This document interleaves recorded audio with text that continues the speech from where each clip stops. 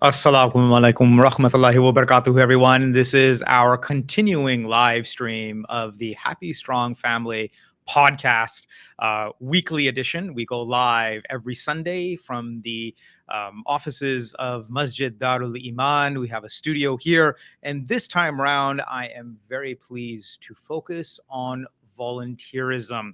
You may ask yourself, well, what does volunteerism have to do with the core of what a happy, strong Muslim family entails? Well, we'll elaborate. So sit back, hang tight, and do watch this live stream. With me to my left, I have brother Iqbal Ali. He is the VP of the Muslim Welfare Center. They have quite a reputation in the community. Brother Iqbal, welcome. Thank you very much, Brother Mustaq. Walaikum assalam wa rahmatullahi wa barakatuh.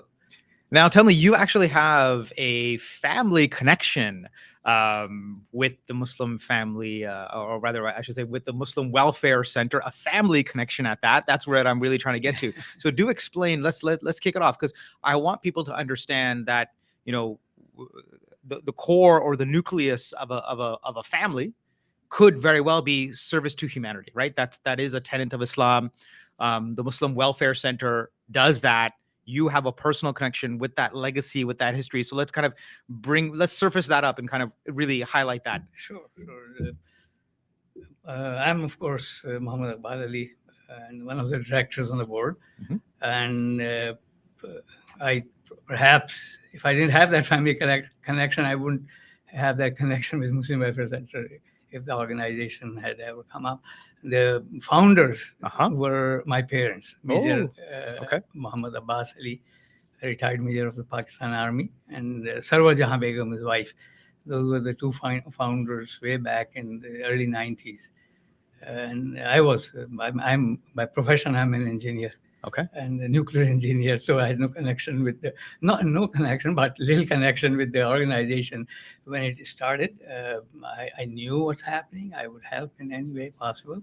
But the main driving force were my parents. In their last, the husband, my father, was 72 years old when he started this organization here. Okay. He was just visiting Canada, not even a citizen or an immigrant or a refugee, just visiting. And he said, I can see a lot of poverty in Canada, although it's one of the richest countries in the world. And now Muslims are coming in big numbers, migrating. We have to show to the public at large, and especially to our Muslim brothers and sisters, that charity, the way it's now being done by the missionaries, you could say, and people didn't like it then, but them going out and serving people all over the world and giving away their lives in that service, that's actually what the concept that Islam brought to the world. Right. And we have sort of not focused that much lately. And he wanted to set up a Muslim organization that will be helping everyone, the public, anyone in need at large, not specifically Muslim. So that was the driving force. That's why they picked the motto, service to humanity is service to Allah or service to God. And the second thing was, when they started, you have to focus on the community you live in. Right. Your first focus is to give back to the community that you're living in. Right. So we're living in Canada. We will help the needy in Canada first, whatever the background. So those were the two major, driving forces behind establishing the charity. He had no money, borrowed money, and started a charity. So for the next 15 years, from age 72 to age 87, when he finally passed away, he was leading the charity. He brought it up from a very small food bank, half the size of this room, to include a number of services by the time he had passed on. So at that point, I realized I was working. Okay.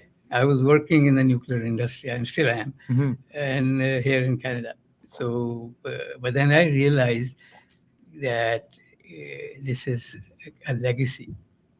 That's it, isn't There were very, very good people on the board. That's why we survived that sudden loss of the founder. Mhm. But we had very good people on the board, with good intentions and very able, very dynamic. But then I had the opportunity to get involved, Right. so I came on the board as well. So this was 2009. So I had known the charity since its inception, right up to 2009. 2009, when the founder, my father, passed away, that's when I became actively involved. Uh, and Alhamdulillah, since 2009, there were the first couple of years were really tough Mhm. after his passing away, Right. because the charity needed to be stabilized Okay. first. Right. Right. And Alhamdulillah, we worked hard. The board worked hard. Our staff worked extremely hard.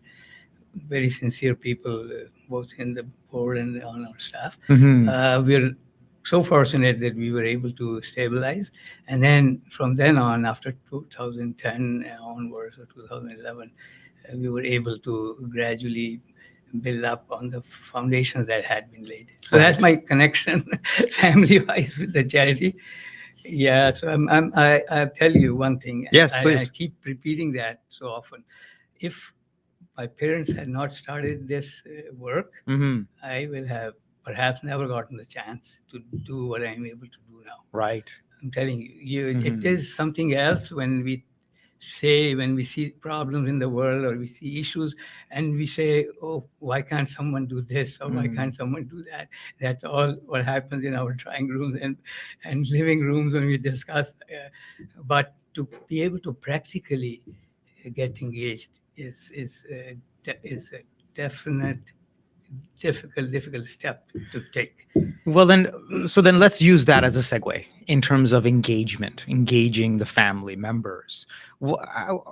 How or why help our audience understand the importance of volunteering within the family? Alhamdulillah, last time you and I met in person was here at Masjid Dar Liman. We Yeah. were doing some food hampers, and just the dynamic. I saw the youth firsthand get be all hands on deck, to use the saying, that everyone was helping, from whether they were making boxes to packing the boxes to putting the boxes on skids, going out the door into the van. It was just a full production, a full assembly line, and just such a coordinated effort, young and old, just being involved here to help the community. So how is it then that when you bring that sense of serving the community into your life as a family, how does that help? I mean, you yourself mentioned your mom and dad, right? And if your mom and dad were not involved, you most likely wouldn't be involved. You're a nuclear engineer by trade, by profession. Yeah. You still are. I'm still- So with that, what are some of the life lessons you've learned that you can inform others?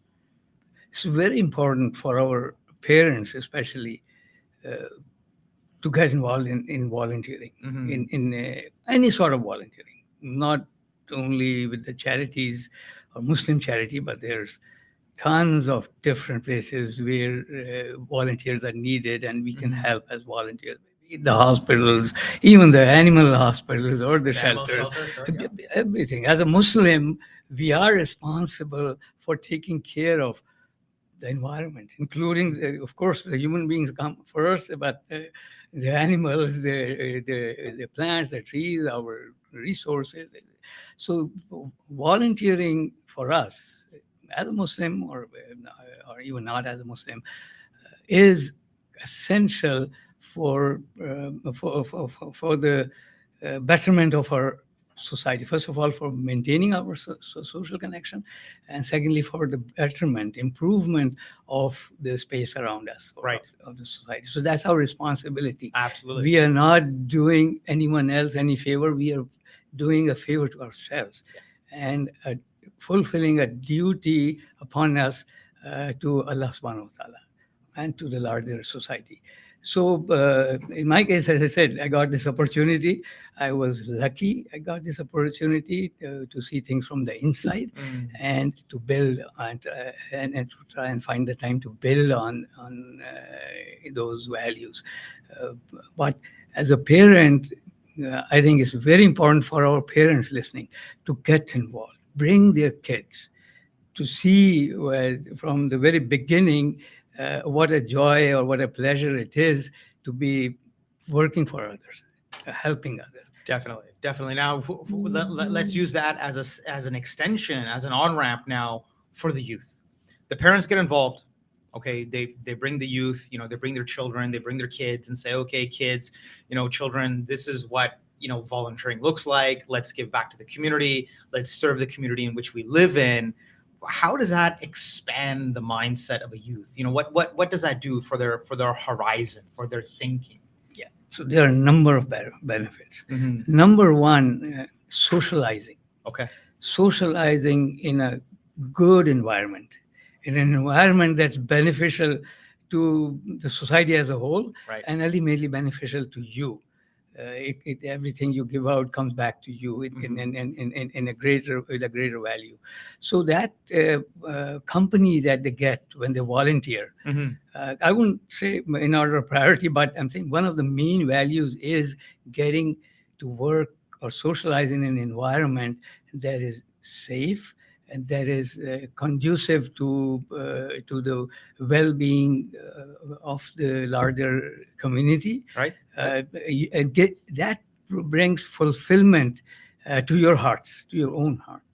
And as I said, as a Muslim, this is a favor that we are doing unto ourselves. Right. We are, alhamdulillah, Allah gives us, and you know better than me, rewards for all the things we do with the intention of pleasing Him.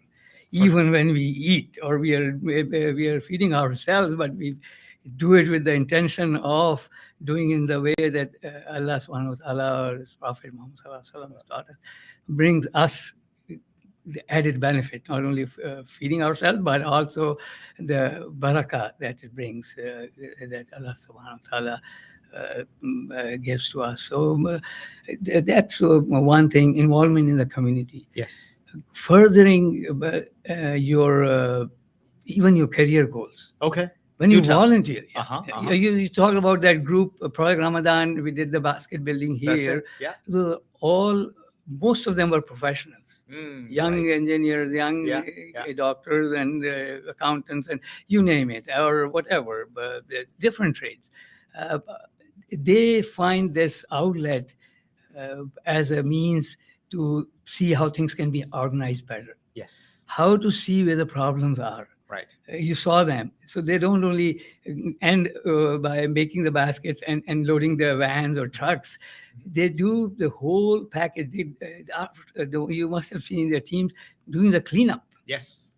They will leave the space that they had used to provide this activity in the same or a better shape that they got it. It was actually in better shape. Alhamdulillah. I'm saying that's one of the big advantages.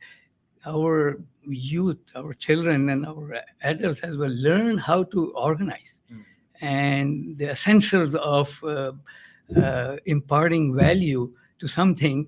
And in the meantime, you observed it. So I'm sure it did impact you. You must have thought. I saw it firsthand. So it does have value beyond just the physical work that they're doing. It raises people's awareness. As I said, they're able to make good friends and they're able to learn administrative skills as well as time management, a lot of different things. Many parents who bring their kids to us, and their parents or families who have been doing this for the last 15, 20 years. Their kids were in cradles when the parent would come and they would bring their small kid with them or their two small children. Now they have grown up. They're in their teens and in their 20s, but they're still connected. Oh, so the parents still come with those now bigger family of 4 now, 5 now. There are many parents like that. Many parents who tell us that we feel so safe bringing our daughters to volunteer here.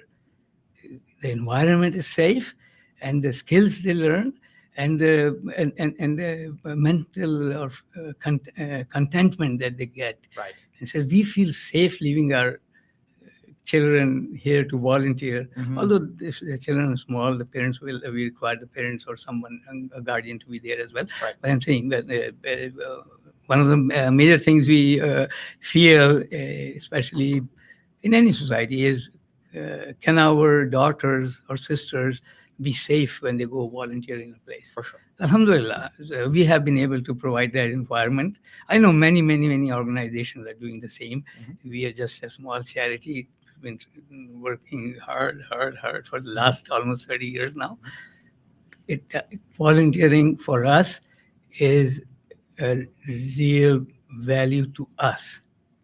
We have so many volunteering programs every day. Right. Every day. Today is Sunday. There's a big, every Sunday, there's a big project that happens in Regent Park, downtown Toronto. Yes, you were mentioning last time. Regent meals. Yes. So people, unfortunately, because of COVID, we're not able to seat our guests and feed them. But there's a very good, delicious, menu. Our team cooks, either prepare it or we cater, and then we serve them packaged food to the people, about 400 to 500 of them who come and get it. Wow, Regent Park, okay. Yeah, every Sunday. For this will be this October 8th was our completion of 8 years of that program. Wow. Alhamdulillah. So I'm saying, and run by the volunteers. Yes. It's only 2 or 3 of our staff there. That same program, we enhanced it a few years ago to include seniors meals. Okay. So the seniors in the Regent Park area, about 100 seniors, 95 or something, we take that food right to their doorsteps. Alhamdulillah. These are needy seniors. Right. Who have been sort of now, especially because of COVID, even before COVID, but because of COVID, who have been confined to their apartments. Yes. For many reasons. Right. Isolated and whatnot. So many reasons.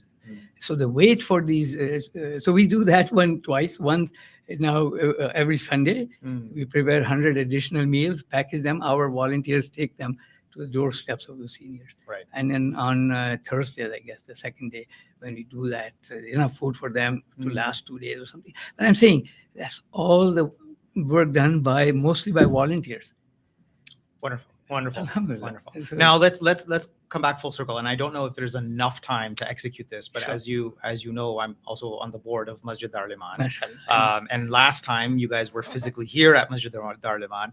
This is just an idea off the top of my head.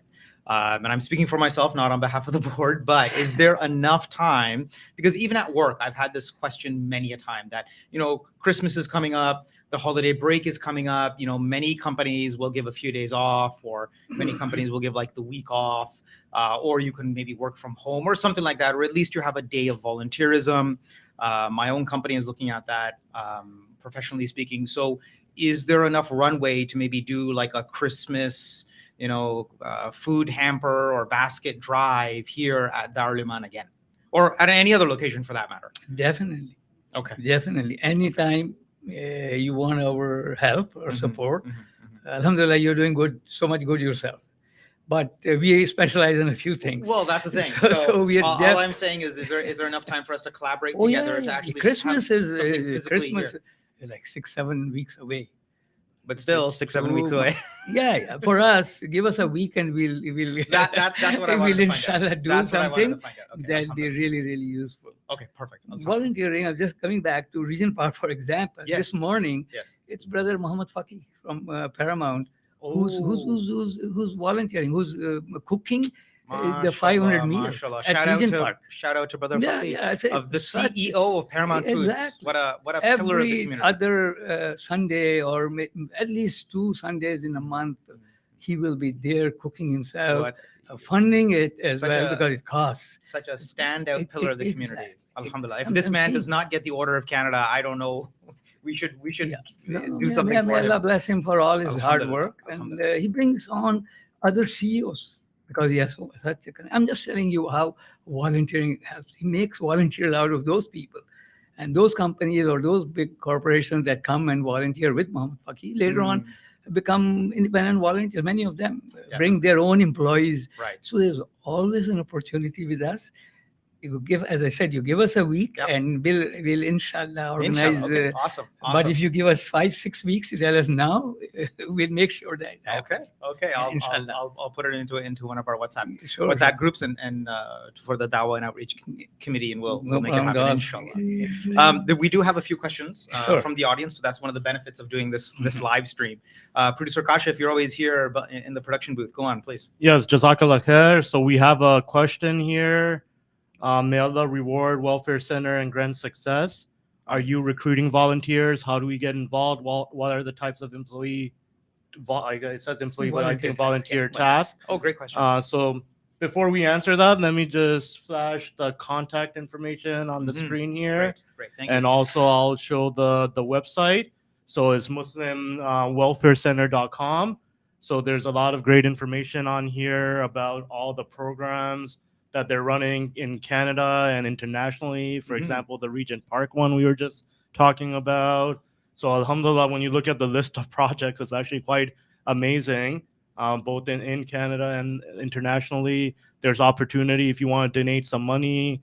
There's opportunity to donate. I'm assuming it's all zakat eligible. Yep, right here, zakat eligible. Yep. So I just want to share that contact information and the website, and then maybe I'll just pass it on to Brother Iqbal to answer the question about what type of a volunteer opportunity. With these many projects, there must be many different types of opportunities, but maybe just a summary of the answer. For how to volunteer, there is a form on the website itself.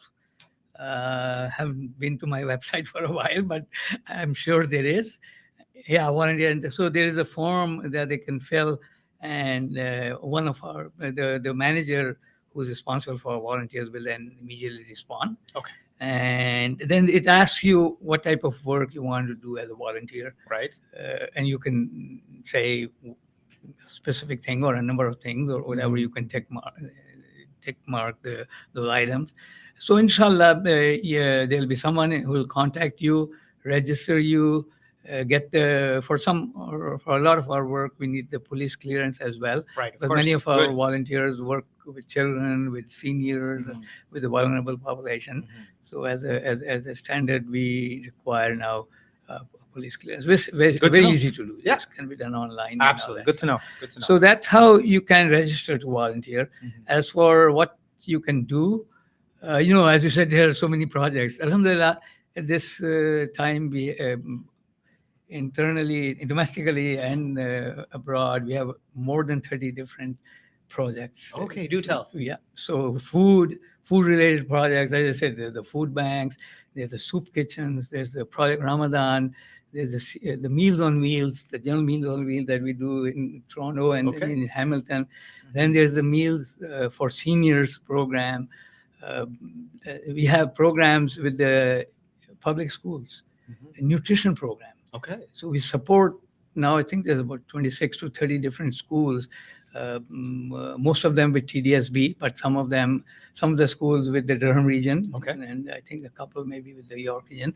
And these are schools in the less affluent areas of the town, of the city. Right. Where many, many kids come hungry to school without breakfast. And this is Canada, but there is poverty, and especially kids living with single mothers, where the mother has to earn for the family, leaves the home at 6 in the morning. The kids dress up themselves, most likely will not have breakfast and come to school, all agitated. Nobody knows what's happening with this, or people realize what's happening with the kids.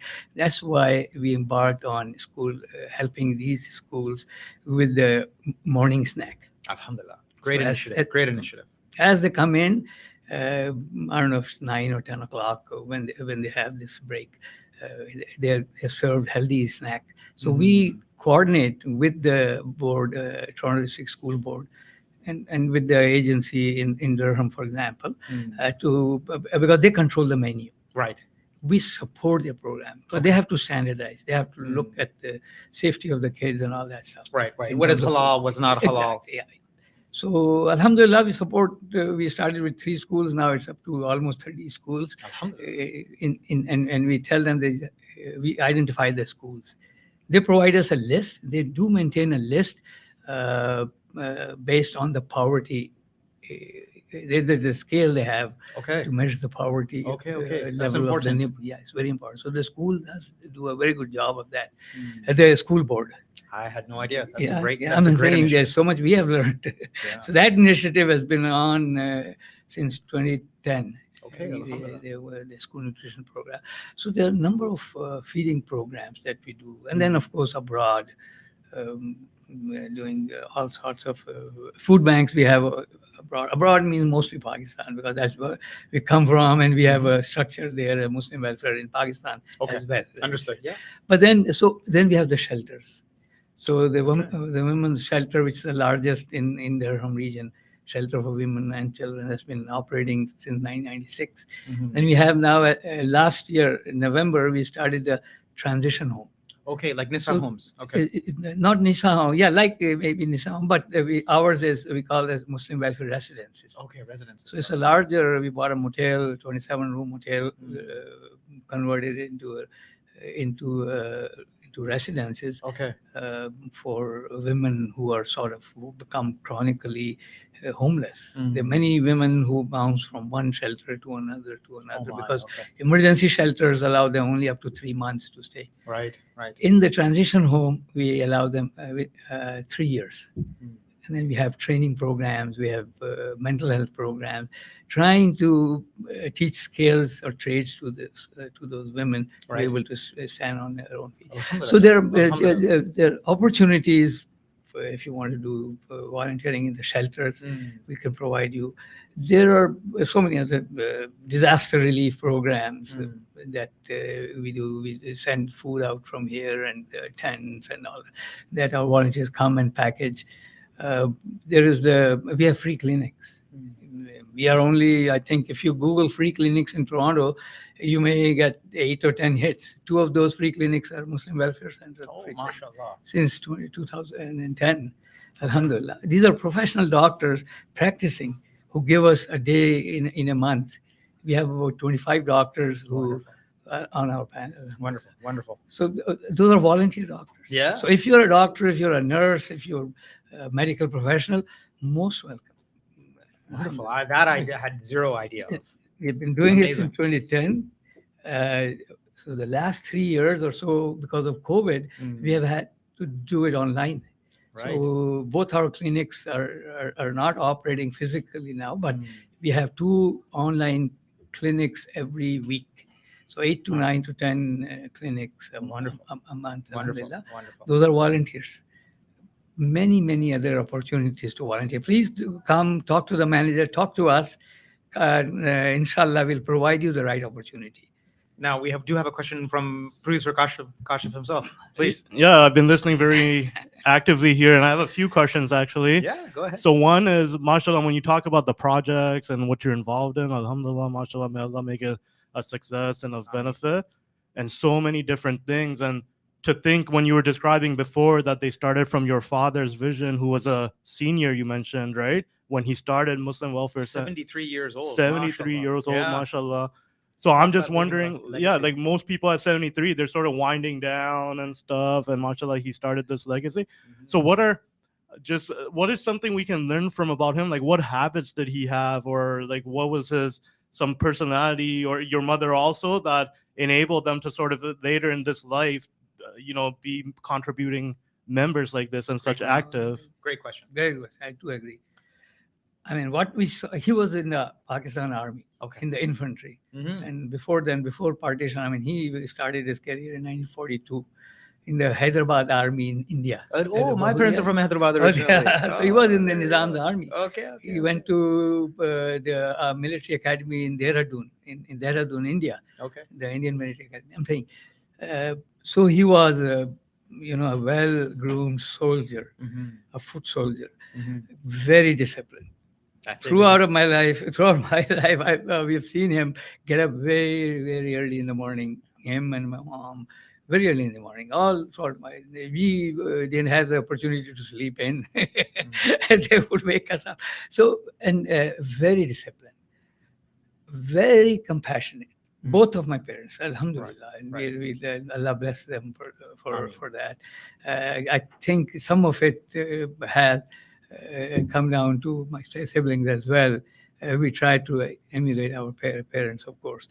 Very compassionate. Even in his army, you would see him do take care of the needy. That we saw few people do, but both of them very compassionate, practical. When he would plan something or he would say he wants to do it, I mean, of course, as a father figure, all of us feel that our fathers will do what they say they do. And we saw them doing practically. When he would say something, he would try his best to make that happen. So he would set a goal and then work so hard, even when he was in the army, and then especially after retired. He would be working away throughout the night if he was to organize a charity function or another initiative. He would be working away on his typewriter throughout the night. We could hear him typing away, and so very organized. Alhamdulillah. Very organized. And he, Alhamdulillah, I think because of his commitment to any cause and his persistence, he was, at least we saw him successful most of the time. MashaAllah. He would plan, and there was a lot of planning that went behind it, but many people didn't see that planning. We would, living with him and my mom, we would see what's happening, but he would take on something and make sure that it works. So he'll have failure, but he'll not just take the failure and say, okay. So the other thing that I saw from the very beginning, he was not a Maulana or a very religious person. Not when I say very religious, I mean and perhaps not the depth of knowledge or the needed from studying Islam through various books and this and all. But his vision of Islam was very clear. Yes. From the very beginning, we would hear him say, our first duty is to our brothers and sisters. MashaAllah. Very good. So, Hakukul Ibad. Yes. And so, Hakukul Ibad is our first duty. Hakukullah is between us and Allah. Yes. And in His mercy, He may forgive us for our misdeeds that we have done in Hakukullah. But Hakukul Ibad, we have, unless we do the right thing and we make up in this life, we will, even Allah has said that you have to ask forgiveness of the people you have wronged or the things you have not done. So he was very clear about that concept.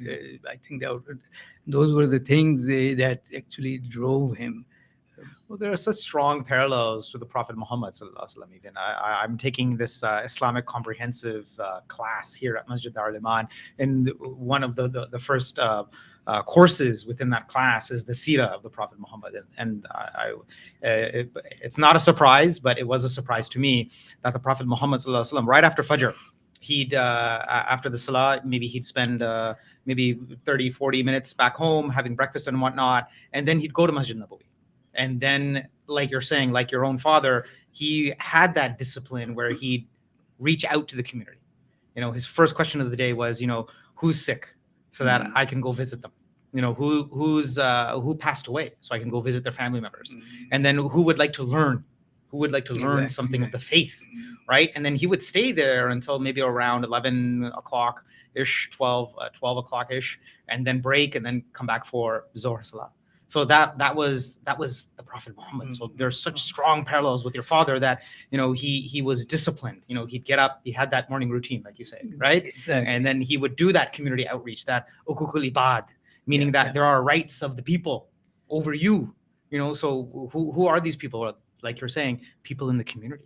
Exactly. right? So there's such strong parallels, Yeah. such great No, great storytelling about your father. alhamdulillah, we would always see him taking care of the, the poorer relatives around us. Mm. He would make sure that any gathering, he would send us. He say, go break this uncle. He may be living 20 miles or 20, 30 kilometers away, but they go take the car, bring him for this occasion. Sure. And then after the occasion, leave them home. I think that all registered with us. Yes. Because it does take a lot of, and a major, he retired a major in the army. Mm. No, it's not a high paying job, especially in those days. So we were 7 siblings. Mhm. And he took on 2 more of the smaller kids who had been orphaned, Oh, who alhamdulillah. related to us. Okay. And he said, no, we cannot leave them. This is our duty to take care of. So he brought them in, Mashallah. girl and a boy, and they're just treated them even better than his own kids. Alhamdulillah. And he wouldn't tolerate anyone saying that, no, these are different. So alhamdulillah, so we were 9 in the house. His parents were there, his brother, his sister. So we used to be like 15, 16 members, Yeah. all living off that one single major's family. I'm saying Well, it's in the heart. Yes, It's definitely. the heart. Definitely. So It is in the may heart. Allah bless him and my mother who supported him Ameen. fully. Ameen. Alhamdulillah. I know many, and most of our parents are like that. Yes. Most of our parents have that heart. We have to make it a practice Yes. so that our kids know what's important, what's not, and then we have to set examples. Definitely. Do not shy away from doing good. Yes, definitely. And I think that's the major thread here for this session today. Now, producer Kashif, I just want to circle back with you. You said you had a few questions. So before we're almost reaching the 45-minute mark. Yeah, absolutely. So Jazakallah khair for that. Yeah, it reminds me, I know Brother Mushtaq, you quote Muhammad Ali a lot on this show. So one of his very famous quotes is, service to humanity is the rent you pay for your time on earth. 100%. Yeah, I love that 100%. quote. I love by that him. quote. Yeah. 100%. Definitely. So we had a few comments come in, so I'll Okay. share those. So one of them was simply saying, MashaAllah. So then there was another one saying, I am so blessed to be part of MWC family, alhamdulillah, working with them in the Scarborough location. Great. So MashaAllah, may Allah reward you and bless the efforts. And then the question I sort of wanted to ask was, so one of the things we try to do on this show a lot is set realistic expectations, especially when it comes to like marriages, parenting, relationships. Like a big problem is that a lot of people have, very romanticized expectations, and then when they go in and things don't work out, it hits them hard, it affects them mentally, emotionally. I've seen this with volunteering a bit too, and maybe this is a question for both of you. With like, there's a lot of youth that are passionate, they're volunteering, but they're only imagining all the good things in their head, right? The impact they'll make. But then there's a lot of challenges that come with that too, and when that happens, they're impacted pretty deeply because they haven't set proper expectations. So what are some challenges that both of you have noticed in service to others and in volunteering that our youth should maybe expect, just so when these type of things happen, they're prepared for it and it doesn't discourage them, it doesn't you got to look forward to the difficulty. So what are some things that may come up as you look to Great question. others? Brother Ali, Oh, you want me to say? Yeah, please, go ahead. Of course, and you're very right. There's people have different ideas about volunteering, and it's not always all good. Mhm. It's not. You may have many sorts of different experiences because there are so many people trying to work together. Yeah. People with all different backgrounds, different habits, and different sort of psyche, whatever you call it. We try to make sure that a volunteer who has just come on or is new has a mentor, has someone senior working in it, one of the senior Right. volunteers. Good. Yes. Yep. That's one. Yep. The other thing we make sure is that we don't want the volunteers, especially newer volunteers, to work alone. Yeah. There'll be one of our staff Mm. who will be mentoring them, who will be overseeing them. And then, as Brother Kasha pointed out, there is or there are circumstances where a volunteer may feel that they didn't get what they wanted or to the extent they wanted it. So we have to show them the practical side of it, Right. show them the alternatives, and tell them that there's so many other opportunities. If your mental, not capability, but your mental band does not align with the volunteer work you're doing in this particular segment, this was say the food bank. Yeah. There's so many other opportunities Right. that you can. So Right. we show them the whole what we have to offer, and they may want to realign themselves. But alhamdulillah, I'll tell you, we have volunteers, Muslims and non-Muslims. Okay. Good to know. Good to know. Non-Muslim volunteers, they're at least many more than two, but there are two in the food bank in Scarborough who have been volunteering for the last 15 years. Nice. One of them is now going to join university. He's Asian, loves volunteering. Has been doing so for the last 6-7 years. Now he's going to University of Scarborough. Inshallah, going to go. Still wants to volunteer with us. So it came to do their 40 hours or not, whatever. Right. But when they saw and they liked what they were into, they continued.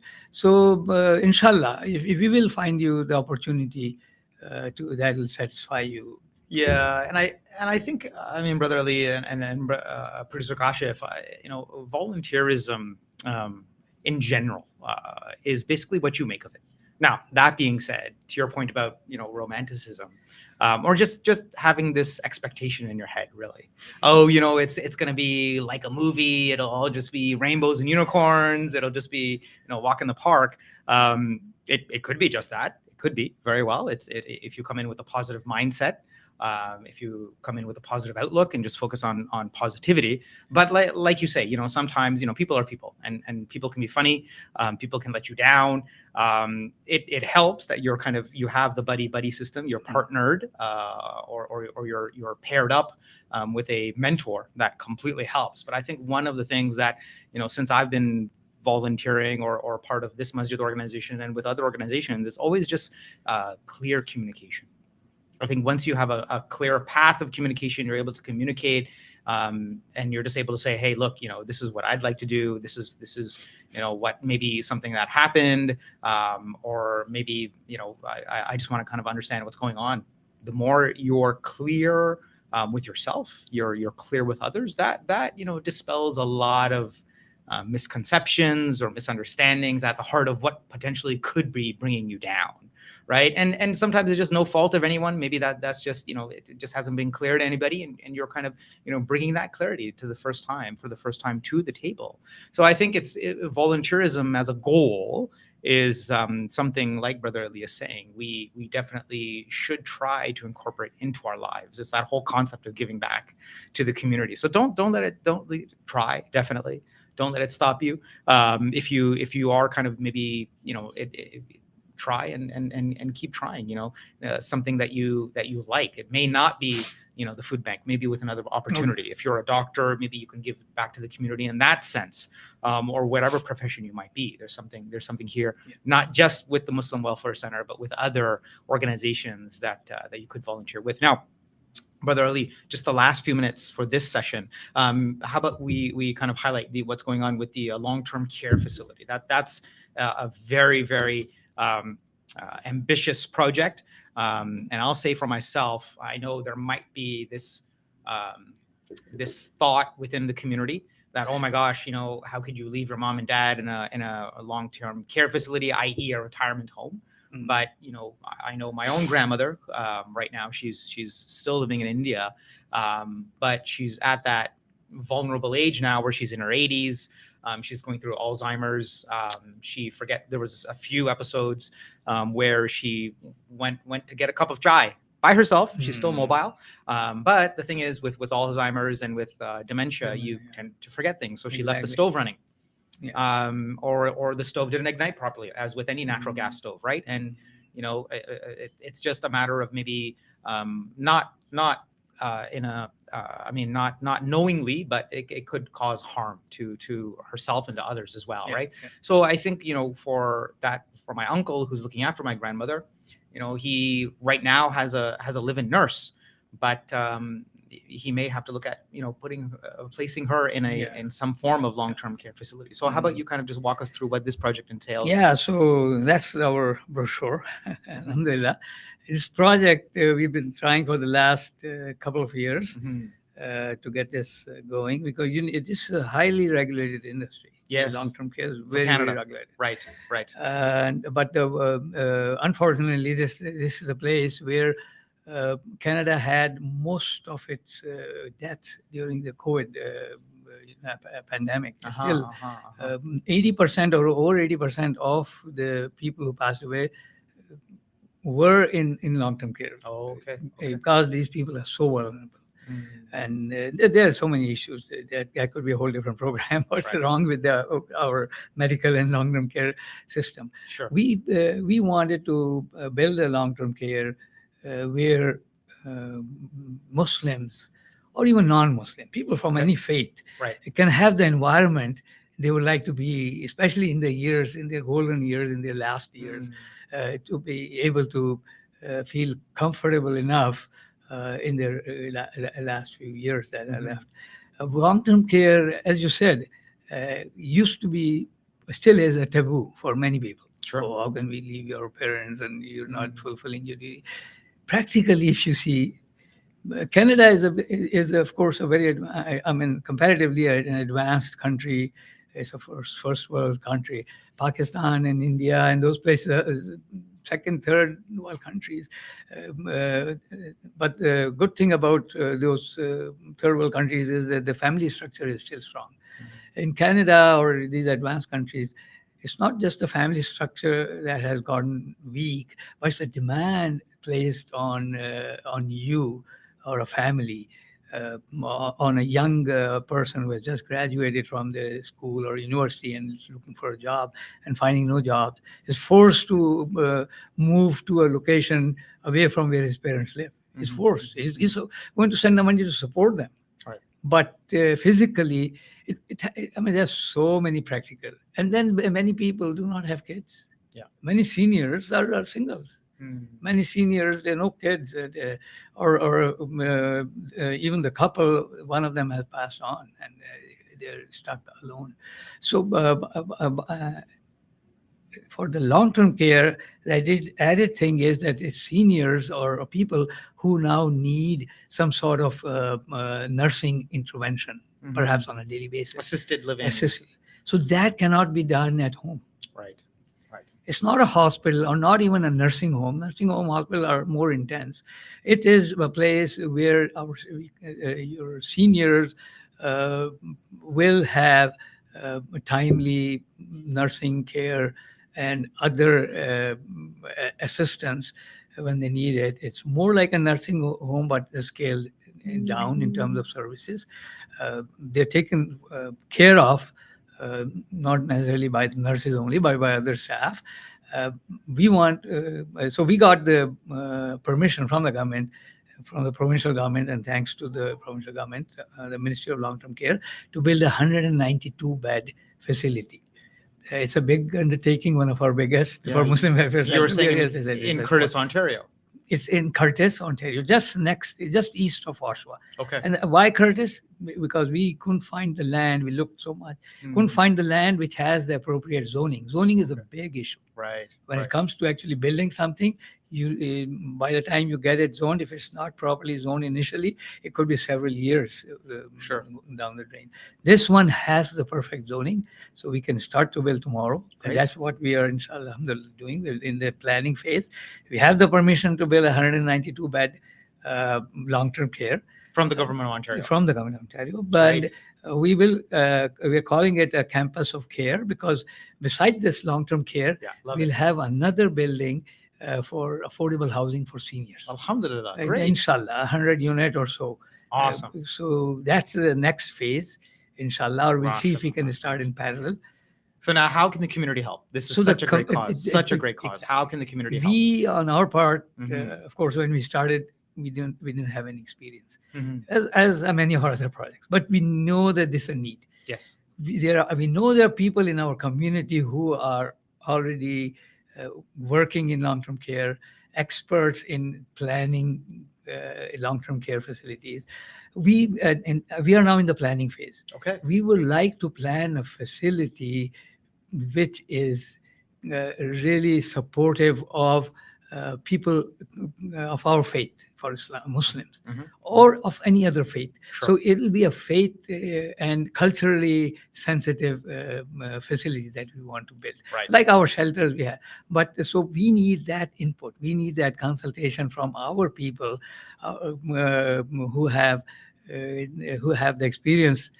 Both working in the faith environment as well as in such in such homes to come and we'll inshallah soon be holding these consultations to be able to at the designing phase include special features for the different faith groups, for the different cultural groups.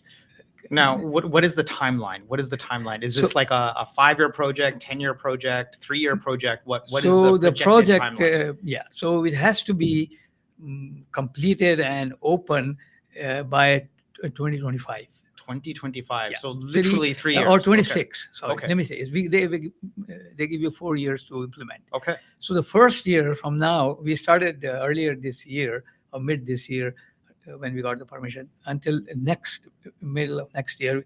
This is the time that we are planning. Okay. Got So it. we are in the planning phase now. Got it. Got it. And then so we are sort of taking on architectural firms and consulting firms and construction. So the bids we have tendered the bids and we're getting back responses inshallah. So we'll be selecting the architects and the licensed operating agencies. Right. And then their input will go into the planning phase. Okay. That's where we want our people, our public input as well. Okay, wonderful. So Yeah, then let me kind of do a one of those direct look into the camera type things where I will ask members of the community. This is where you can be involved. This is where you can definitely make an impact. Whether you're thinking in terms of legacy, whether you're thinking in terms of how can I make a positive contribution back to the community. I mean, I think as far as long-term projects goes, there's a 4-year runway here. And I think as much of an impact we like to think we can have, this is definitely one of those opportunities where your impact will make a difference. So I ask everyone watching this live stream now, or anyone who will be watching it off of YouTube, forward this and get involved. Whether you are already, say, for example, again, I'm here in Markham. If you're already working at Markham Stouffville Hospital, I'm thinking of one brother in particular. He's within the planning department. He's a project manager. I don't want to mention his name, but there are individuals that I know within my own circle. There are definitely individuals who are within the let's just say medical industry, who work for hospitals, who are already working for such long-term care facilities. Get involved. This is a project that is 100% important for us, for the community here. So this is where I'll kind of. So you give me one more. Yeah, please. One of the more very important things with this project. When we started, and we have it, alhamdulillah, very well planned. We have someone who's a regular financing company that will finance the project. But when we started like 2 years ago, we were looking at about $55 million in terms of expense, construction, and all. Now, because of the interest rate going up, because the cost of construction going up, we will need to put in an additional $3 million of our own as equity into the project. Earlier, our contribution would have been zero. Our contribution so far, from the community and from the money, our own coffers, has been the land, which cost us like close to over $11 million to Right. buy. Right. So that's our contribution, but we weren't expecting any additional funding from our side because based on the interest rates and the financing structure 2 years ago, now with this current escalation in cost, we're looking at $3 million that we need to generate in the next 1 year. Okay, so Inshallah. then there you go. So there is, so we do need. Can people donate online? Can they give their zakat? Like, how can the Oh, community yeah, help? Obviously, with the cost of inflation and Oh, yeah. everything The- being more expensive, exactly. you just have to go to the grocery store to everyone is living this right now. Exactly. So how can they help? So, as I said, we have to generate $3 million within this 1 year by the end of the planning phase. Okay. And so we're looking at our community. We have some reserves ourselves. Alhamdulillah, we do operate with some reserves all the time. Yes, So we good. could, if things become bad, we may chip into that reserve. And so a part of this we can perhaps do ourselves. But we do need the community to donate to the cause. This is a unique project. I think perhaps the first one that the Muslim organization is doing, perhaps the first one that we're doing for where the Muslims will have the environment they want to spend the last years in. So there's we could, and we are willing to give all sorts of credit. We could name the building, name the ward, name the part, or there's so many, name the rooms, or you could have the naming rights if you want to. But we would definitely, I would like to make a plea to our the people listening and to our community at large. Come talk to us. You'll be hearing more about this in the near future, inshallah. You're most welcome to call us. Come meet us. We'll discuss the details with you and the opportunities you have to make a difference. Okay. Inshallah. Phenomenal. Inshallah. Well, this is Brother Mushtaq signing off this time around for the Happy Strong Family live stream, joined here today by Brother Iqbal Ali, who's one of the directors of the Muslim Welfare Center, talking up service to humanity, the legacy and the immediate impact the Muslim Welfare Center, the MWC, is having at large. So definitely watch the entire episode and forward this episode to those that can help, or if you're interested in helping as a volunteer. All right, I'm signing off. Assalamu alaikum wa rahmatullahi wa barakatuh, everyone.